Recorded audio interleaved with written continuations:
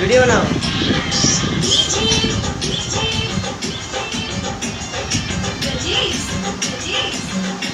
अरे भाई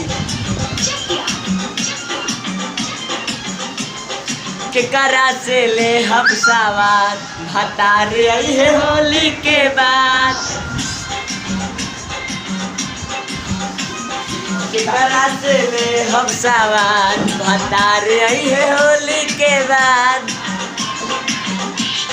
देवरा त गइल सहर कैसे रहब फगुआ भर।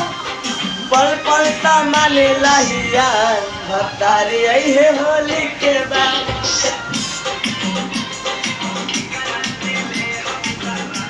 भतार आई है होली के बाद।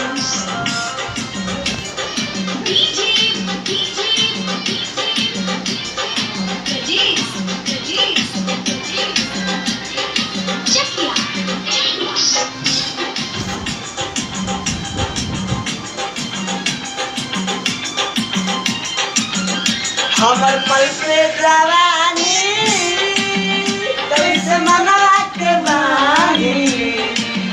रोज बहे फगुन हटा के आनी हो। बेहर के परेशानी केहू दूसर जमानी। देखे मरद न दर्द गजानी हो। आ गईले घरे आजाद भतार आई है होली के बाद। कराली फसल में खाद भतार आई है होली के बाद।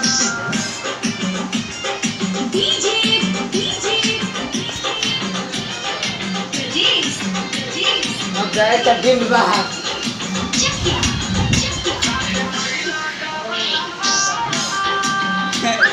हाथी सजनवा जब जाए के रहे लुधियानवा हो। श्याम हाथी लाल खेसारी सभे गइल ससुरारी। करे न मानेला कहनवा हो। घरे आजाद भतार आई है होली के बाद। विकासी पंगे भाई हमारा गांठ से लेकर